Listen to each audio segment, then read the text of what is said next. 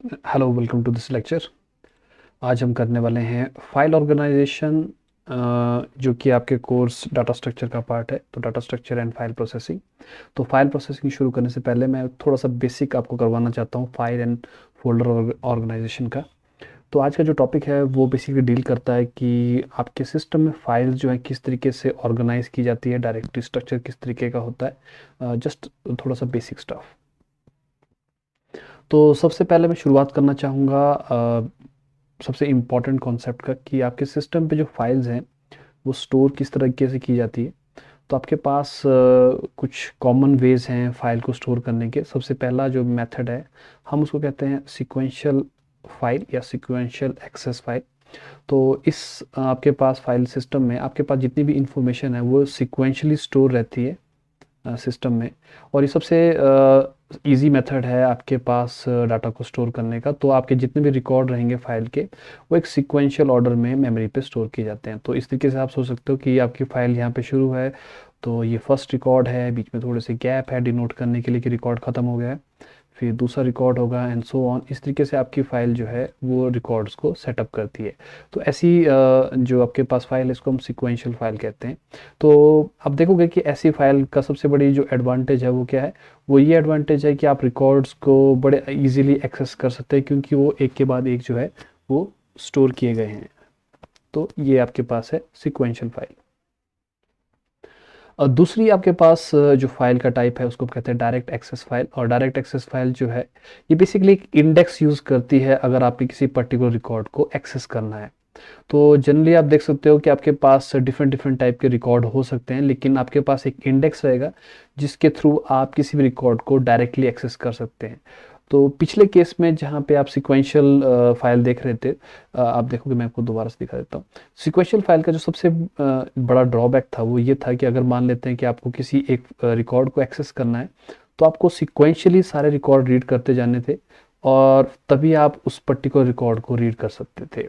तो अगर आपको कोई पर्टिकुलर रिकॉर्ड एक्सेस करना है तो आपको उससे पहले के सारे रिकॉर्ड जो है वो रीड करने पड़ते थे।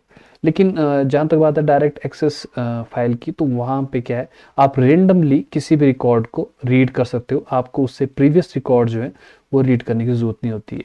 तो ये जो इंडेक्स है ये आपकी हेल्प करता है उस फाइल में उस रिकॉर्ड को डायरेक्टली एक्सेस करने के लिए।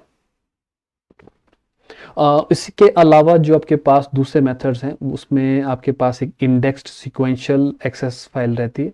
तो ये बेसिकली पहले दोनों मेथड का कॉम्बिनेशन है। तो इसमें आप फाइल को यूजिंग इंडेक्स और सीक्वेंशियली भी एक्सेस कर सकते हो। तो अगर आपने रिकॉर्ड सर्च करने हैं तो आप एक इंडेक्स को भी यूज़ कर सकते हो और सिक्वेंशली भी कर सकते हो। एक और मेथड आपके पास रहता है हैशिंग का। तो हैशिंग बेसिकली क्या करता है, ये आपके पास एक मैकेनिज्म है जहाँ पे आप एक इंडेक्स क्रिएट कर सकते हो यूजिंग मैथमेटिकल फार्मूलाज। और वो आप हैश जो है यानी कि इंडेक्स जो है वो बहुत ईजी होता है कैलकुलेट करने के लिए, और उससे आप फाइल में रिकॉर्ड्स को सर्च कर सकते हैं। हम इंडेक्सिंग को थोड़ा डीपली स्टडी करेंगे नेक्स्ट लेक्चर्स में, जैसे जैसे मैं आपको बताता जाऊँगा। तो ये तो था आपके पास फाइल का जो बेसिक ऑर्गेनाइजेशन है आपके पास सिस्टम में। अब उस फाइल को इकट्ठा करने के लिए या फाइलों को ऑर्गेनाइज करने के लिए हम डायरेक्टरी यूज़ करते हैं। तो डायरेक्टरी जिसको आप फोल्डर भी कहते हो, तो फोल्डर बेसिकली क्या करते हैं, हम फोल्डर के अंदर फाइल्स को ऑर्गेनाइज करते हैं। तो ये जो ऑर्गेनाइजेशन का मैकेनिज्म है हम उसको डायरेक्टरी कहते हैं। और आप देखोगे कि जनरली आप देखोगे कि हमारे पास जितनी भी फाइल्स हैं वो कहीं ना कहीं आपके पास हार्ड डिस्क में स्टोर रहती हैं। आप जानते हो कि जो डिस्क है उसमें छोटे छोटे पार्टीशन होते हैं और उस पार्टीशन के अंदर आप अपनी फाइल्स को स्टोर करते हैं। तो जनरली जो आपके पास जो स्ट्रक्चर रहता है डायरेक्टरी का, उसमें आप कुछ फंक्शन है जो आप चाहोगे कि उसमें रहे, जैसे कि आप सर्च कर सको फाइल को, जो शायद सबसे इम्पोर्टेंट होता है, फाइल को क्रिएट कर सको, डिलीट कर सको, किसी फाइल को ढूंढ सको या उसको रीनेम कर सको, या आप उस फाइल सिस्टम को एक्चुअली ट्रैवर्स कर सको। तो मैं आपको डिफरेंट डिफरेंट मैकेनिज्म बताऊंगा कि हम कैसे कैसे एक फाइल सिस्टम में डायरेक्टरी स्ट्रक्चर क्रिएट कर सकते हैं। सबसे पहला और सबसे ओल्ड मेथड आपके पास है सिंगल लेवल डायरेक्टरी। तो सिंपल जो सिंगल लेवल डायरेक्टरी ये सबसे simple form of directory structure है। तो आप जैसा कि नाम सजेस्ट कर रहा है, तो इसमें एक्चुअली में सिर्फ एक ही डायरेक्टरी लेवल रहता है। तो अगर आपने कोई डायरेक्टरी यानी कि फोल्डर बना लिया है, उसके अंदर आप दूसरे फोल्डर नहीं बना सकते। तो जितने भी फाइल है आपको उसी पर्टिकुलर फोल्डर के अंदर रखनी पड़ेगी। तो सबसे बड़ी प्रॉब्लम जो आप यहीं से गेस कर सकते हो वो ये है कि अगर आपने एक फोल्डर बना दिया है, जैसे मान लेते हैं आपके पास कोई फोल्डर है, उस फोल्डर के अंदर अगर आप कोई फाइल बनाओगे तो उस फाइल का नाम आप रिपीट नहीं कर सकते, अदरवाइज नाम जो है कोलाइड हो जाएगा। तो नेम कोलिजन जो है वो इस सिंगल लेवल डायरेक्टरी का सबसे बड़ा ड्रॉबैक है। तो आप इस तरीके से समझ सकते हो कि जैसे आपके पास कोई फोल्डर है स्टूडेंट नाम से, उसके अंदर आप फाइल बना सकते हो, लेकिन उसके अंदर फर्दर फोल्डर नहीं बन सकते। तो डिफरेंट जो आपके पास फोल्डर्स हैं वो सबसे टॉप लेवल पे रहते थे और उनके अंदर आप फाइल स्टोर कर सकते थे। बेसिकली आप देखोगे कि ये इजी था, इसलिए इसको डिज़ाइन किया जाता था, पर जैसे जैसे हमारी रिक्वायरमेंट बढ़ती गई हम बेटर ऑप्शंस पे मूव करते गए। तो एडवांटेज में ये आसान है बनाने को और अंडरस्टैंड करने को, लेकिन सबसे बड़ी प्रॉब्लम ये है कि फ़ाइल के नाम जो है अलग अलग चाहिए और आपके पास कोई नेचुरल मैकेनिज्म नहीं है कि आप फाइल का नाम ठीक रख रहे हो या नहीं रख रहे हो। उसके बाद है टू लेवल डायरेक्टरी स्ट्रक्चर। तो टू लेवल डायरेक्टरी स्ट्रक्चर का मतलब है कि आप एक डायरेक्टरी के अंदर दूसरी डायरेक्टरी बना सकते हो। तो जनरली इस लेवल को हम इसलिए यूज़ करते थे कि आपका जो सिस्टम रहता था पहले पहले, तो बहुत सारे यूज़र जो है उसको शेयर करते थे। तो आइडिया ये है कि हर यूज़र को हम एक डायरेक्टरी दे देंगे, उसकी अपनी डायरेक्टरी, जिसको हम यूएफडी कहते थे, यूज़र फाइल डायरेक्टरी, और उसकी सारी जो फाइल है उसके अंदर स्टोर की जाती थी। तो मास्टर फाइल जो डायरेक्टरी थी उससे हम यूज़ करते थे यूज़र को लॉगिन करने के लिए, और जब यूज़र ने सर्च करना होता था तो सिर्फ वो उसी की डायरेक्टरी में सर्च की जाती थी। तो ये कुछ इस तरीके से है कि हर यूज़र का एक फोल्डर रहेगा इस तरीके से। तो अलग अलग यूज़र के अपने अपने फोल्डर हैं और उसके अंदर वो डिफरेंट डिफरेंट अपनी फाइल्स को स्टोर कर सकते हैं। तो एक तरीके से आपका यूज़र जो है सेपरेट हो जाते थे, एक दूसरे हर यूज़र का एक अपना स्पेस बन जाता था और कैसे वो फाइल को स्टोर करना चाहता है उस तरीके से यहाँ पे सेव किया जाता था। तो ये आपके पास टू लेवल डायरेक्टरी स्ट्रक्चर हो जाएगा। तो आप देख सकते हो सबसे बड़ी एडवांटेज क्या है कि इसमें आपके जो यूज़र नेम कोलिजन है वो प्रिवेंट कर सकते हो आप।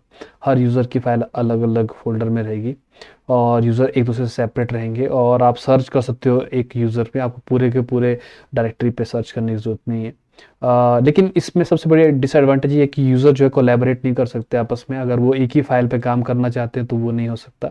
और जो ग्रुपिंग है आपके पास फाइल की, उसमें कोई आपके पास लॉजिकल मेथड नहीं है। आप यूज़र पे डिपेंडेंट हो कि यूज़र उसको कैसे ग्रुप करता है। फिर आपके पास है ट्री स्ट्रक्चर, और ये सबसे कॉमनली यूज्ड मेथड है आपके पास ग्रुप करने का। तो फाइल और फोल्डर जो है एक ट्री फॉर्म में सेव किए जाते हैं और हर ट्री का एक रूट डायरेक्टरी होती है और उस रूट डायरेक्टरी के अंदर आप फर्दर डायरेक्टरीज बना सकते हो और पर्टिकुलर रूट के जितने भी चाइल्ड रहेंगे उनके आप फर्दर चाइल्ड बना सकते हो। तो इस तरीके से आप देख सकते हो कि आपके पास एक सिस्टम बन जाता है जहाँ पे आप फोल्डर के अंदर फोल्डर क्रिएट कर सकते हो और उनके अंदर फाइल जो है उनको आप स्टोर कर सकते हो। तो ये यूनिक्स आपके डिफरेंट डिफरेंट ऑपरेटिंग सिस्टम सभी इसी टाइप का जो एक मेथड यूज़ करते हैं। तो आइडिया सिंपल सा है कि ये आपके पास फोल्डर रहेगा, उसके अंदर आप फर्दर फोल्डर बना सकते हो, उसके अंदर आप फर्दर फोल्डर बना सकते हो और उसके अंदर फाइल स्टोर करके रख सकते हो। तो ये आपके पास आइडिया है। तो ये एक ट्री फॉर्म में आपके पास डाटा जो है स्टोर कर दिया जाता है। सबसे बड़ी एडवांटेज ये है कि आप इसमें एफिशिएंटली सर्च कर सकते हो, क्योंकि आपको ट्री के एक ही पार्ट को सर्च करना है और आप ग्रुप कर सकते हो फाइल्स को वेरी इजीली। अगर ट्री कुछ ज़्यादा बड़ा बन जाता तो शायद सर्चिंग उतनी भी एफिशिएंट ना हो, बट मोस्ट प्रैक्टिकल पर्पसेस के लिए आप देखोगे कि ये ट्री स्ट्रक्चर जो है it is very easy to understand, तो हम उसी को यूज़ करते थे। फिर आपके पास एक और मेथड है not so popular, acyclic graph. तो एसाइक्लिक ग्राफ जो है बेसिकली कोलैबोरेशन को अलाउ करता है। मान लेते हैं आपके पास दो डिफरेंट डिफरेंट प्रोग्रामर है और वो एक ही फाइल पे काम करना चाहते हैं, यानी कि वो शेयर कर रहे हैं उस चीज़ को, लेकिन हर प्रोग्रामर का एक व्यू है फाइल का और वो अलग अलग ढंग से उसको व्यू करना चाहता है। तो ये तभी पॉसिबल होगा कि जब दोनों के दोनों यूज़र जो हैं वो डिफरेंट डिफरेंट व्यू यूज़ करें लेकिन काम वो एक ही फाइल पे करें। तो उसके लिए आप ऐसे क्लिक ग्राफ यूज़ कर सकते हो। तो आप देख सकते हो कि आपके पास एक ही फाइल के डिफरेंट डिफरेंट व्यू हो सकते हैं। फॉर एग्जांपल अगर आपके पास कोई फाइल है, एक यूज़र के लिए वो डायरेक्टली एक्सेसिबल हो सकती है, दूसरे यूज़र के लिए वो एक फोल्डर के अंदर फोल्डर हो सकता है, इस तरीके से। तो आप देखोगे कि ये जो आपके पास मेथड है ये आपको अलाउ करता है कि हर यूज़र जो है एक फाइल को शेयर कर सके आपस में और उनके डिफरेंट डिफरेंट व्यू हो सके। इस केस में आप देख सकते हो कि यहाँ पे यूज़र डायरेक्टली फाइल को एक रूट फोल्डर के अंदर रख रहा है और दूसरे केस में दूसरा यूज़र जो है पहले उसको एक फोल्डर और उसके अंदर एक और फोल्डर में उसको रख रहा है। तो ये आपके पास डिफरेंट डिफरेंट व्यूज़ जो है वो प्रोवाइड करता है।